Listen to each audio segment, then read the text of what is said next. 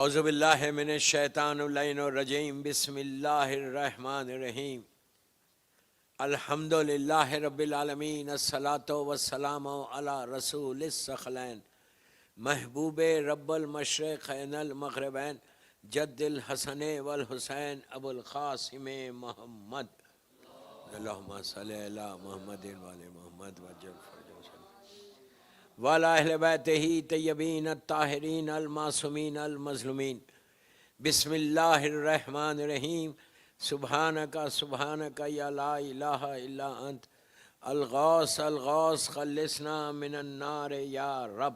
صلوات پڑھیں محمد اللہم صلی علی محمد. عزاداران امام، پنجتن سینٹر میلبورن کی یہ مجلس ماہ رمضان کی آخری ایام کی مجالس ہیں. 2-3 دن رہ گئے بس، اور مسلسل میں یہ اشیاء نجات میں انہی کلمات پہ آپ سے معروضے کر رہا. یہ جوشن کبیر کے کلمات جو ہمارے شعور کو بیدار کرتے، ہمارے کانشیس کو ہلاتے، کہ جس میں اللہ اس عذاب کا ذکر کر رہا. وہ کیا کر رہا؟ ہم دعا مانگ رہے کہ پروردگار اس عذاب سے ہم کو بچا لے. لیکن یہ نہیں ہے کہ صرف آپ اسی وقت کریں جب آپ جوشن کبیر پڑھیں. آپ یہ دعا، ایکچولی یہ دعا ہے، یہ دعا آپ قنوت میں بھی پڑھ سکتے ہیں. اپنے نارمل جو قنوت پڑھتے ہیں آپ نمازوں میں، آپ اس قنوت میں بھی یہ پڑھ سکتے ہیں. اس میں سب سے امپورٹنٹ چیز جو ہے وہ خلصنا من النار یا رب ہے. اور اس سے پہلے تو 2 دفعہ آپ بول رہے الغوث الغوث. یہ بھی آپ کے شعور کو ہلا رہا کہ معافی مانگو، معافی مانگو. الغوث کے معنی سوری، فارگیو می، معاف کر دے. تو جتنا ہو سکے آپ سوچو اس عظیم رات میں، سب سے بڑی رات ہے، اس رات میں اس دعا کو رکھا گیا. ویری ریکمینڈڈ دعا ہے. لیکن میں بار بار بول رہا یہ بات کہ آپ سال بھر یہ دعا پڑھ سکتے. یہ دعا تمہاری تقدیروں کو بدلتی ہے. آپ یقین کریں کہ کیسا بھی پرابلم ہو، اگر کوئی جوشن کبیر پڑھ کے جائے اپنے مقصد میں تو اس کا مقصد میں وہ کامیاب ہوتا. اس لیے کہ وعدہ اللہ کا ہے، اس میں کچھ نہیں ہے، صرف خالق کائنات ہمارے رب العالمین کے نام ہے.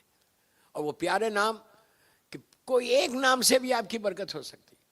تو خلصنا من النار، یہ کہاں سے شروع ہو رہا، کہاں ختم ہو رہا؟ میں نے کل کہا تھا کہ پہلی رات کے عذابوں میں سے ایک عذاب ہے. ہم اس کو ایکسیپٹ نہیں کرتے، مجھے معلوم ہے. آپ ایکسیپٹ کریں ایکسیپٹ نہیں کریں، ڈزنٹ میک اینی ڈفرینس، کوئی فرق نہیں پڑتا. اس لیے نہیں پڑتا کہ ہمارے شعور میں نہیں ہے، ہمارے ذہن میں نہیں ہے، ہم سوچتے ہی نہیں یہ بات کہ ہمارے لیے یہ عذاب کیا. تو اگر عذاب نہیں ہے آگ کا تو کیوں رکھا جوشن کبیر میں، اور دعائے مجیر میں کیوں رکھا، کتنے سوروں میں رکھا، کیوں رکھا؟ اللہ بار بار یہ کیوں بول رہا کہ تم اپنے آپ کو آگ کے عذاب سے محفوظ رکھو. یہ آگ کا جو عذاب آتا نا، یہ اس کے جو گناہ بتائے گئے کہ یہ گناہ یہ گناہ یہ گناہ جو ہیں اس کی وجہ سے بھی آ سکتا، جس میں ایک بیک بائٹنگ ہے. بیک بائٹنگ، غیبت، یہ ایک ایسی کامن چیز ہے. مثال کے طور پہ آپ رمضان میں بیٹھ کے روزے میں اور کسی مومن کی آپ بیک بائٹنگ کر رہے ہیں تو آپ کیا سمجھ رہے ہیں کہ آپ کا روزہ ایکسیپٹ ہو رہا؟ ہم کبھی سوچتے یہ بات؟ صبح سے شام تک ہم کتنی مرتبہ بیک بائٹنگ کرتے؟ میں ایک جنرل بات کر رہا، برا مت مانو. کتنی مرتبہ کرتے؟ کسی کی بھی بات سنی ہم نے اس کے خلاف بول دی. اگر میں اس سے ناراض ہوں تو مجھے بولنا ہی بولنا ہے. تو یہ کوشش کرو رمضان میں جو بولا گیا کہ صرف فاقہ نہیں ہے، کان کا بھی روزہ ہے، زبان کا بھی روزہ ہے، آنکھ کا بھی روزہ ہے. زبان کا روزہ یہ کہ اگر آپ کی زبان سے کسی مومن یا مومنہ کے لیے بیک بائٹنگ، آپ غیبت کر رہے ہیں. اور غیبت کیا ہے؟ غیبت ایک ورڈ ہے کہ ہم اگر آپ کسی سے بات کریں، کسی سے پوچھیں، کوئی بھی نہیں بولتا میں غیبت کرتا ہوں. کوئی مومن نہیں بولے گا کہ میں غیبت کرتا ہوں. سب یہ بولتے ہیں نہیں میں نہیں کرتا. بٹ واٹ از غیبت؟ کیا چیز ہے یہ بیماری؟ یہ کینسر ہے، کینسر. آپ کو پتہ بھی نہیں چلے گا. 4th سٹیج کے بعد جا کے معلوم ہوگا کہ جب اب تم نیچے لحد میں جاؤ گے، تم جن جن کی غیبت کی ہے وہ ساری نیکیاں تمہاری اس کے پاس چلی گئی، تم کو پتہ ہی نہیں چلا. جیسے میں کہہ رہا نا، کینسر 4th سٹیج کا. کہ لاسٹ سٹیج پہ معلوم ہو رہا کیا رہے اس کو تو کینسر ہو گیا سٹیج پہ، سب ختم ہو گیا. تو یہ کوشش کرو. دیکھیں رمضان میں اپنے آپ کو ریفائن کرنا ہے، رمضان میں اپنے آپ کو صاحب تقویٰ بنانا ہے، رمضان میں اپنے آپ کو کلین کرنا ہے، رمضان میں اپنے آپ کو یہ احساس آنا زبان پہ ذہن میں کہ میں گناہگار ہوں. اگر یہ نہیں ہے تو پھر آپ کے روزے کیسے ایکسیپٹ ہوں گے؟ اللہ کو کوئی مزہ نہیں آ رہا کہ یہاں سے لے کے یہاں تک آپ فاقہ رہو اور سکون ہے، نہیں. وہ یہ کہہ رہا کہ تم اپنے آپ کو متقی بناؤ. روزے اس لیے واجب کیے گئے کہ متقی بناؤ. اب آپ انصاف سے بولیے آج 25-26 دن ہو گئے، کیا میرے پاس کوئی تقویٰ آیا؟ میں خود فیل کروں کہ کیا کوئی ایسی چیز آئی، کوئی نئی چیز یہ رمضان میں آپ نے حاصل کی to get close to your Allah, to get close to your Allah. کیا یہ ہمارے ذہن میں آئی ہے؟ بات آتی نہیں، اس لیے کہ کوئی بولتا نہیں. یہ میرے تو یہ مین ٹاپکس ہے. تو کوشش کرو. میں یوتھ کو بول رہا، دیکھیے جو پنجتن سینٹر میں بیٹھے صرف ان کے لیے نہیں پڑھ رہا میں، میری مجلس باہر جاری، لائیو جاری، لوگ سن رہے، ان سب کے لیے کہ کوشش یہ کرو کہ یہ رمضان ہمارے لیے بالکل ایسا ہو جائے کہ جیسے اللہ چاہتا ہے.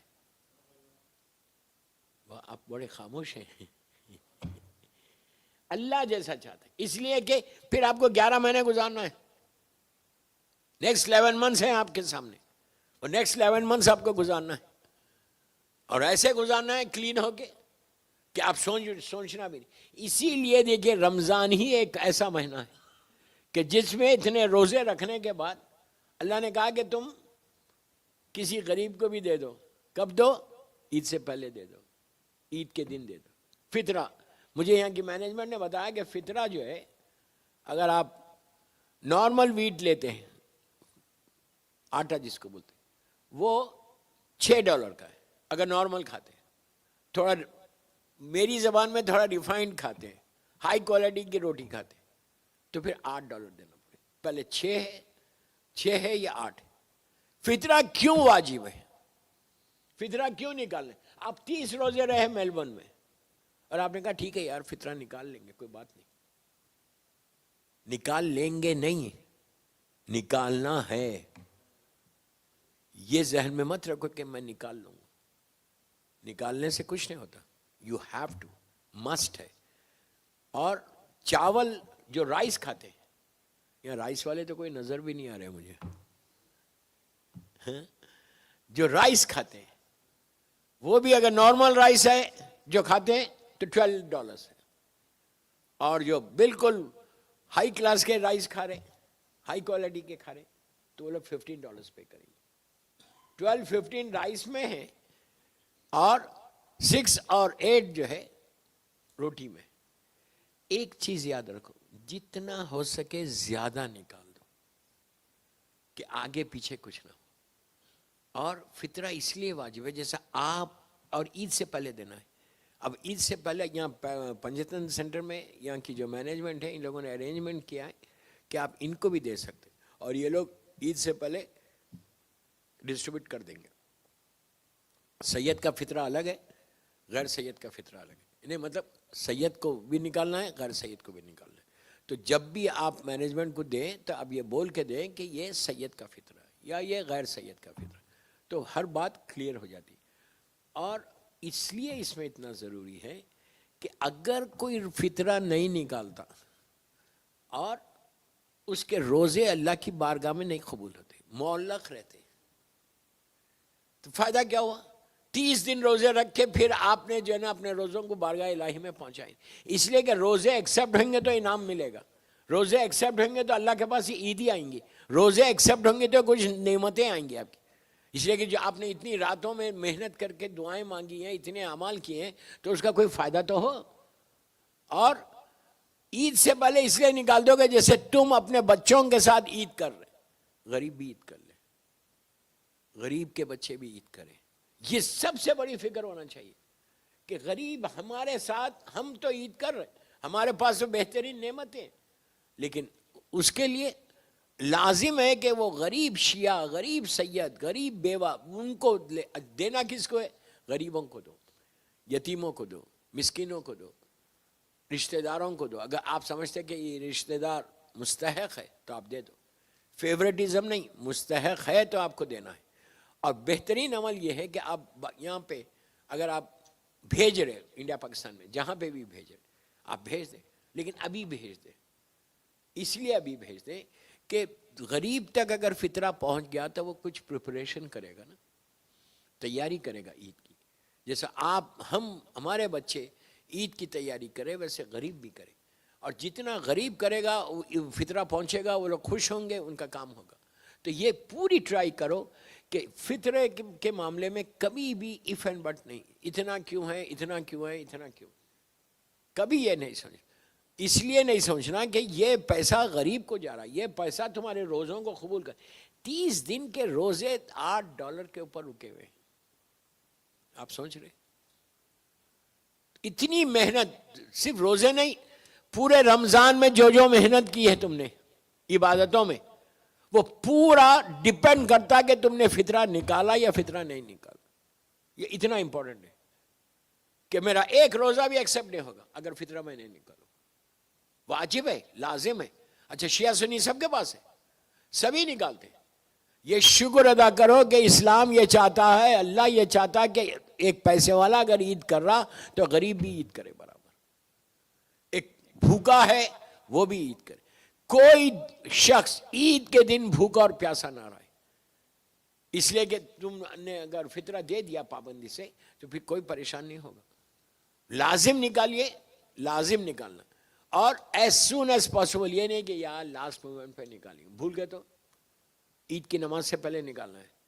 تو یہ ایک بتایا گیا کہ عید کی نماز سے پہلے، لیکن آپ پہلے بھی نکال سکتے. آج بھیج دیں، اور نیت آپ عید کے دن کر لینا، نیت عید کے دن کر لینا کہ میرا فطرہ میں نے دے دیا. اچھا کس کس کا ہوگا؟ آپ کے وائف، آپ کے بچے جو یہاں پہ جو آپ کے پاس ہے.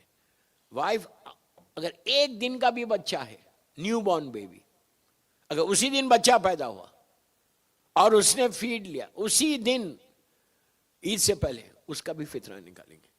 یہ نہیں ہے کہ جو مہمان آپ کے پاس آئے، مثال کے طور پہ آپ کے گھر پہ کوئی ایک دن پہلے کوئی مہمان آ جائے اور اگر وہ فطرہ نکالا ہوا ہے، مثال کے طور پہ میں کسی کے گھر چلا جاؤں، میں جا کے ان کو بولوں کہ نہیں بھائی میں نے اپنا فطرہ نکال دیا، آپ you don't bother any thing, تو پھر اس کے اوپر واجب نہیں ہے. اور اگر وہ نہیں نکالا ہوا ہے، یہاں پہ کوئی ایسا نہیں ہے کہ جو $8 یا $10 یا $12 نہیں دے سکتا، کوئی ہے ہی نہیں ایسا. ماشاءاللہ، شکر ہے اللہ کا کہ ہر آدمی افورڈ کر سکتا. $8 کیا ہے، $6 کیا ہے، $12 کیا ہے، مطلب ہر آدمی افورڈ کر سکتا. تو اب آپ کا فرض ہے کہ فطرہ ایز سون ایز پاسبل نکال دو. اور آپ کہیں بھی جاؤ، اگر ایک دفعہ آپ نے فطرہ نکال دیا، پھر آپ کسی کے گھر پہ کھانے پہ جا رہے تو اس کو پریشان ہونے کی ضرورت نہیں ہے. آپ جا کے بول دیں کہ کب جا رہے کھانے پہ، 29 تاریخ کو، 29 کو، جس دن چاند ہوتا. آپ اس کو صاف بول دیں کہ نہیں میں نے اپنا فطرہ نکال دیا، تو پھر اس کو پریشان ہونے کی ضرورت نہیں ہے. تو لیکن آپ کو نکالنا لازم ہے.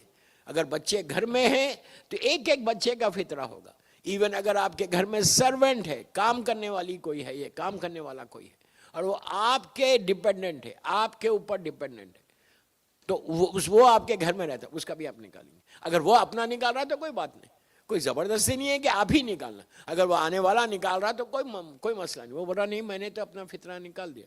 اور لیکن اس میں آپ ایزی مت لو، بار بار اس پہ بول رہا ہوں، ایزی لوگے روزے ختم ہو جائیں گے، کوئی فائدہ نہیں ہوگا. رمضان کا $1 کا فائدہ نہیں ہوگا، 1% آپ کو اس کا ثواب نہیں ملے گا اگر تم نے فطرہ نہیں نکالا. اور یہ بھی نہیں کر سکتے کہ آپ نے نکال لیا میلبورن میں اور آپ نے کہا ٹھیک ہے یار جب پاکستان جائیں گے، جب انڈیا جائیں گے 1 مہینے کے بعد ویکیشن پہ، تو جب دے دیں گے. یہ نہیں کرنا. یہ کیا تو کوئی روزہ قبول نہیں ہے، کوئی دعا تمہاری ایکسیپٹ نہیں ہوتی. آپ کو عید سے پہلے ہی دینا ہے. اس کی لاجک یہ نہیں ہے کہ $6 $8 تم دے رہے کسی کو. لاجک یہ ہے کہ جہاں جا رہے مستحق تک پہنچ جانا اور وہ بھی ویسے ہی عید کرنا جیسا تم عید کر رہے. Is it clear? تو یہ بہت ضروری ہے. ہم سب پہ واجب، سب کو پتا ہے، لیکن میں جسٹ آپ کو بتا رہا. اور کیا کرو کہ یہ یہاں کی مینجمنٹ کو بھی دے سکتے، اس لیے کہ ان کے پاس ریسورسز ہے، وہ لوگ بھیج دیں گے انڈیا پاکستان. صلوات پڑھ لیں محمد و آل محمد.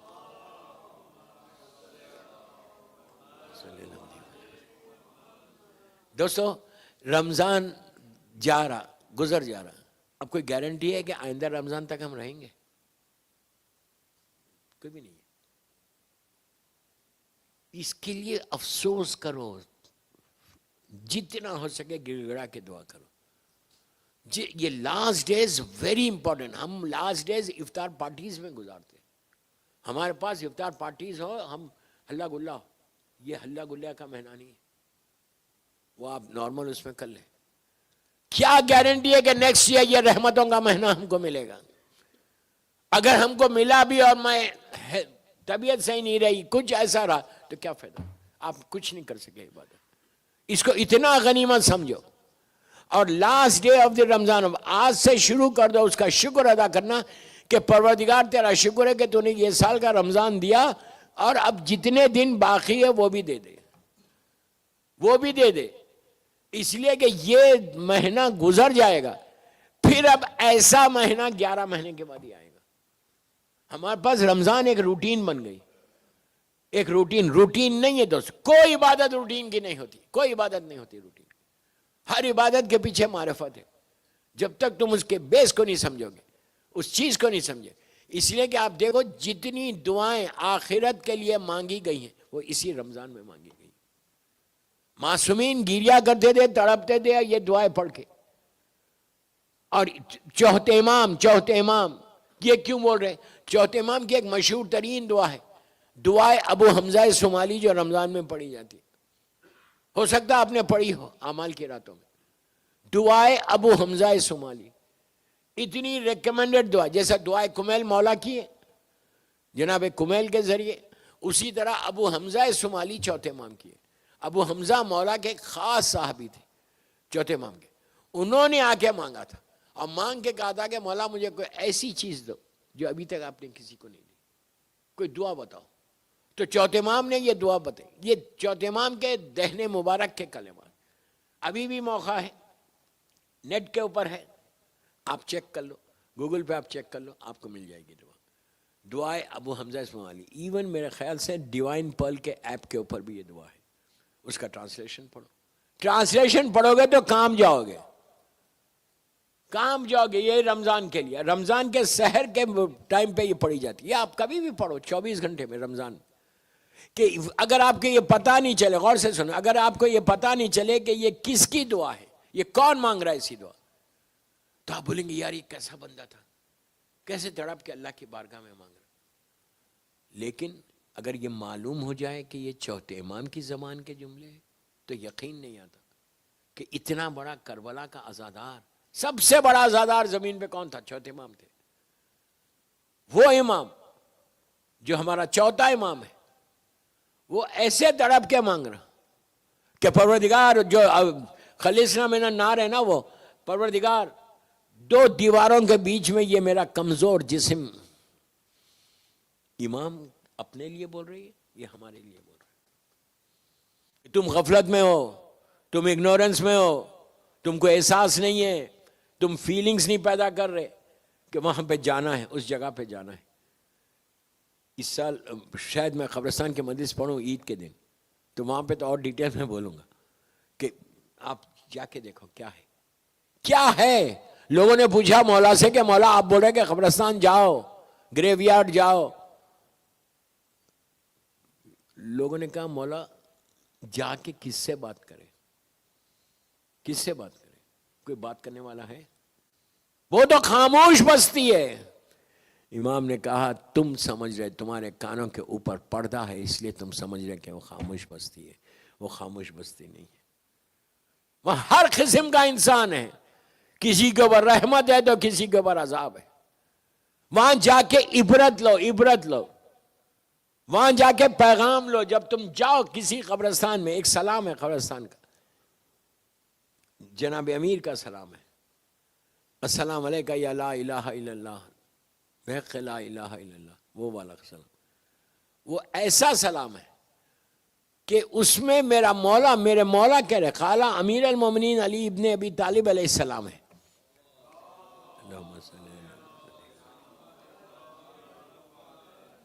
وہ ایسا سلام ہے اگر امام بولتے ہیں کہ کوئی شخص وہ سلام پڑھے گا، 1 یا 2 منٹ کا سلام، اگر سلام پڑھے گا تو اس کے اور اس کے ماں باپ کے 25 سال کے گناہ اللہ معاف کر دے گا.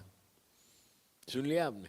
کتنی آسانی سے سنا نہیں کہ یہ ہماری فکر ہے کہ ہمارے پاس گناہ کیا ہے، 25 سال کے گناہ. مولا بول رہے، میں نہیں بول رہا، مولا بول، اس میں لکھا ہوا ہے 25 ایئرس کے تمہارے ماں باپ کے گناہ معاف ہوں. تو روز سلام پڑھو کہ اپنے ماں باپ کے گناہ تم روز معاف کروا سکو، تمہارے بھی معاف ہو. رمضان میں بہترین اعمال میں سے یہ بھی ہے کہ 1 منٹ کی زیارت ہے، وہ قبرستان کی زیارت. ہو سکتا ہے یہاں کے قبرستان میں ہو، اگر کسی کے پاس نہیں ہے تو مجھے واٹس ایپ کیجئے، میں آپ کو بھیج دوں گا. اتنا ریکمنڈ. مولا بول رہے کہ 25 سال کے تمہارے ماں باپ کے گناہ معاف ہو جائیں گے. تو اب سوچو اگر رمضان میں تم نے اپنے ماں باپ کے روز یہ گناہوں کو معاف کروایا، آپ بولیں گے ہم کیسے معاف کروا سکتے ہیں؟ آپ یہ کیا پڑھتے ہیں قنوت میں؟ رب اغفر لی ولوالدی وللمؤمنین یوم یقوم الحساب، نہیں پڑھتے؟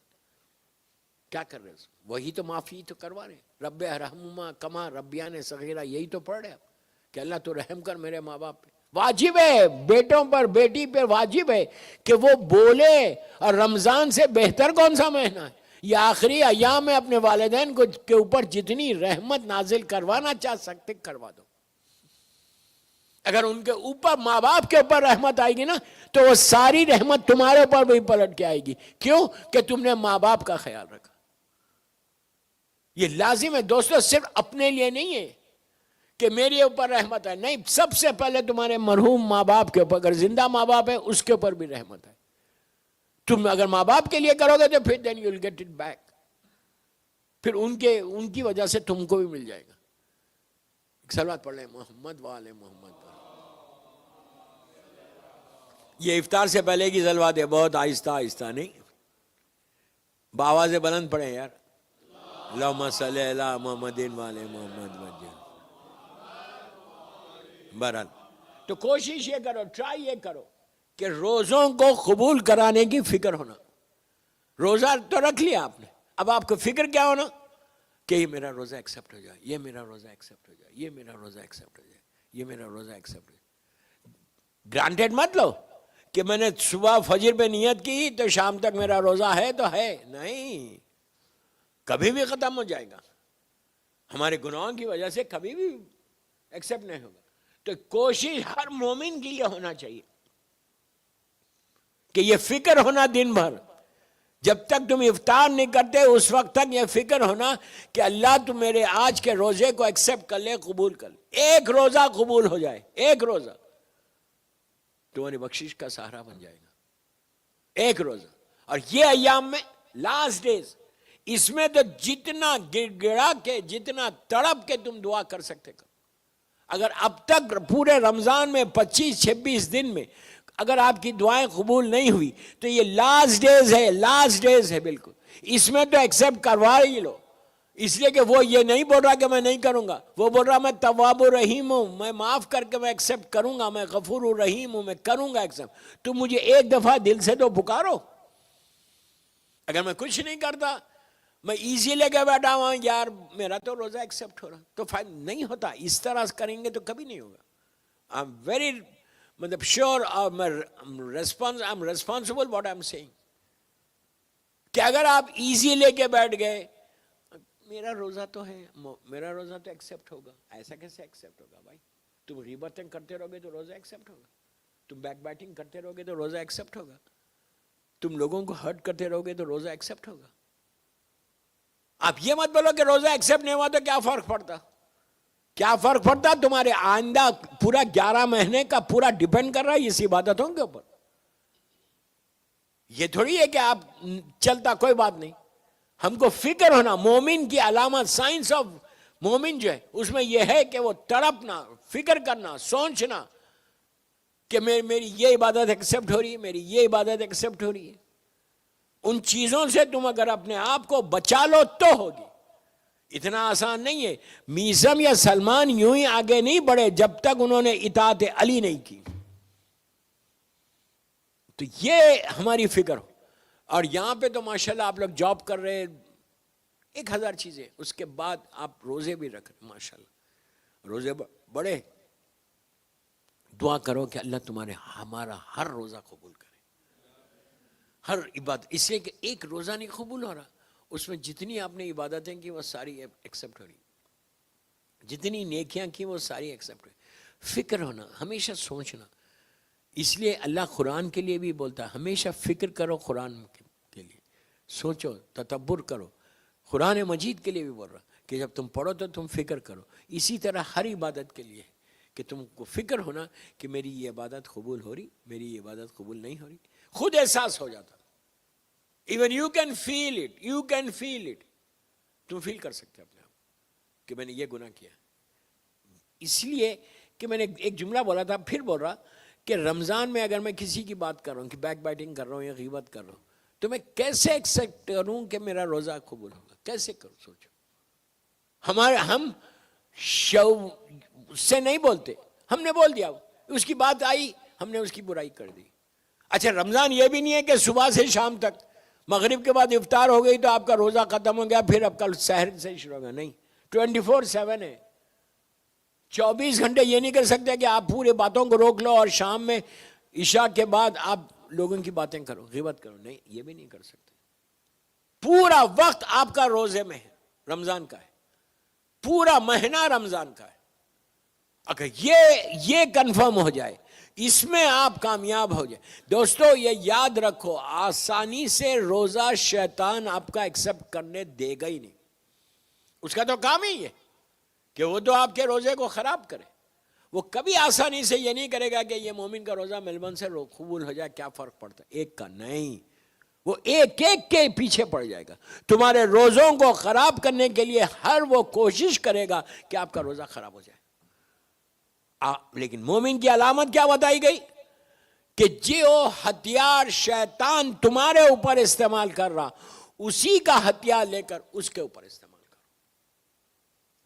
یہ مت کرو, یہ ایزی لے کے مت رہو کہ ارے وہ ہو جائے گا تو کیا فرق, ایک روزہ جائے گا تو کیا فرق پڑے. ایک روزہ نہیں, مکمل رمضان میں جتنی ہو سکے, کم از کم سال بھر آپ وضو سے نہیں رہتے, رمضان میں تو رہو یار, کہ وہ عبادت میں گزرے. وہ نماز رمضان میں یہ نہیں کر سکتے کہ آپ نماز کو ایزی لے رہے, ایکسپٹ نماز کے بغیر وہ فاقہ ہے, فاقہ.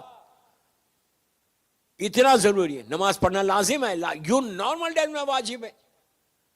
اور ایک بات بولتا, غور سے سنو, نماز جو ہے, سجدہ جو ہے, یہ مولا حسین کی کامیابی کا اعلان ہے. نہیں سمجھے؟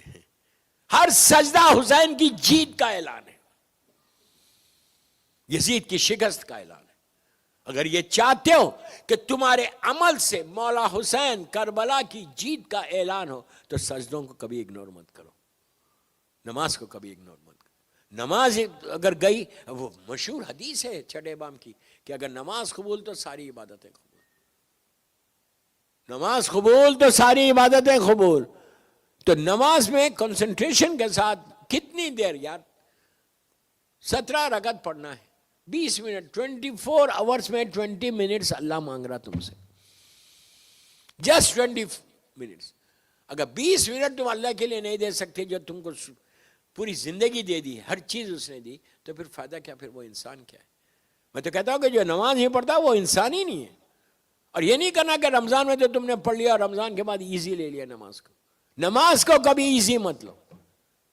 جیسے رمضان میں تم نے ریلیجیسلی نماز پڑھی اور ویسی پڑھنا پورا سال.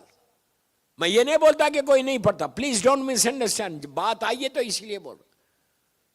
نماز وہ کامیاب انسان کو کامیابی کی طرف لے جاتی. نماز سے غرور بھی ٹوٹتا, نماز سے تم اللہ کی بارگاہ میں قریب بھی ہو جاتے. اگر اللہ کی بارگاہ میں میں قریب ہو گیا تو میرا زندگی کا مقصد پورا ہو گیا, میری زندگی کا پورا مقصد پورا ہو گیا.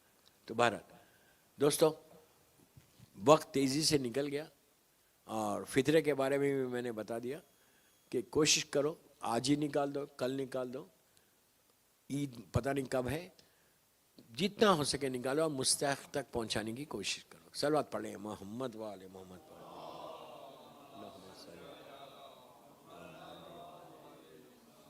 روزے اسی لیے جب بھوک لگتی بہت پیاس لگتی، یہاں تو اتنا نہیں ہے، گلف میں جو لوگ رہتے ہیں ان کے لیے بڑا مسئلہ ہے، تو بھوک اور پیاس سے کربلا کا احساس بھی ہوتا، مولا حسین کے بچوں کی بھوک اور پیاس کا احساس ہوتا، اور اس سے بہتر کوئی عمل نہیں، اس سے بہتر کوئی عبادت نہیں کہ روزے کے آخری حصے میں اب آپ کو افطار کرنا ہے، اس سے پہلے حسین کے غم کے دو آنسو دے دو، حسین کے نام پہ دو آنسو دے دو کہ تمہارا پورا روزہ قبول ہو جائے۔ روزہ ہم تو صبح سے شام تک فاقہ رہ کے افطار کریں گے، چوتھے امام کے پاس جب شام میں افطار کے وقت پانی آتا تھا یا رزق آتا تھا تو مولا اتنا تڑپ کے روتے تھے۔ راوی نے پوچھا مولا کھانے کو دیکھ کے کیوں رو رہے؟ کہا یہی پانی تھا، یہی کھانا تھا، کربلا میں میرا بابا، میرے بھائی، میری بہنیں بھوکے اور پیاسے تھے۔ یہ ہمارے لیے بہت بڑا میسیج ہے دوستو کہ تھوڑی دیر کے بعد تو ہم سیر ہو جا رہے، لیکن ہائے فاطمہ کا گھر ایک دوپہر میں اجڑ گیا، بی بی کا گھر ایسے اجڑا کہ اب قیامت تک فاطمہ کا گھر کبھی آباد نہیں ہوگا، کبھی آباد نہیں، آہستہ کبھی نہیں رونا، یاد رکھو۔ چوتھے امام سے مشہور روایت ہے ابو بصیر کی، پوچھا تھا کیا ابو بصیر تو روتا نہیں میرے بابا کے غم میں؟ اس نے کہا مولا میرا پورا رومال نم ہو گیا۔ تو امام نے کہا ایسے نہیں روتے، ایسا گریا کرو جیسے ایک بوڑھی ماں جوان بیٹے کے لیے روئے گی، ایسا رو جیسے میری دادی فاطمہ روتی ہے کہ جب میری بیوی ہائے حسین کہتی ہے زمین اور آسمان تڑپ جاتے بی بی کی آواز پر۔ تو دوستو کچھ نہیں مانگا، کچھ نہیں مانگا، فاطمہ نے صرف ایک ہی چیز مانگی، یہی پوچھا تھا بابا میرے بچے پہ روئے گا کون؟ کیا تڑپ تھی وہ ماں کی، بابا میرے بچے پہ روئے گا کون؟ تو اللہ کے رسول نے کہا تھا کہ بیٹی اللہ قوم پیدا کرے گا۔ اس وقت میری شہزادی نے ہاتھوں کو اٹھا کے دعا دی اور دعا دے کے کہا پروردگار میرے حسین پہ رونے والوں کو سلامت رکھنا۔ آج جو ہم آباد ہیں، آج جو ہم سلامت ہیں میری شہزادی کی دعا سے۔ سوچو دوستو ظالموں نے صرف مولا حسین کو شہید نہیں کیا، حسین کے ساتھ حسین کے بچوں کو شہید کر دیا، چھوٹے چھوٹے بچے۔ کیا سن تھا جناب علی اصغر کا، کسی کو یقین نہیں آیا، ایون ماں کو یقین نہیں آیا جب حسین نے آ کے خیمے کے دروازے پہ پکارا رباب کو، اور رباب آئیں تو جیسے ہی حسین کو دیکھا تڑپ کے کہا مولا میرا بچہ پانی پی چکا۔ حسین اب کیا جواب دے، سر کو جھکا کے کہا رباب وعدہ کرو صبر کرو گی؟ بی بی نے کہا میں وعدہ کرتی ہوں۔ بس دوستو حسین نے ابا کے دامن کو ہٹا دیا، ماں کی چیخ نکل گئی، یقین نہیں آیا علی اصغر کو دیکھ کر، آگے بڑھ کے آغوش میں لے کے کہا میرے بچے، ارے ابھی تو تم مسکرا رہے تھے علی اصغر، یہ کیا غضب ہو گیا کہ من کا ڈھل گیا، باچوں میں خون، تاریخ میں ماں کا ایک فقرہ کہ تمہارے اتنے بچے بھی ذبح کیے جاتے ہیں۔ الہی سیدی و مولایا، پروردگار میرے مولا حسین کے معصوم بچوں کا واسطہ ہماری یہ مختصر سی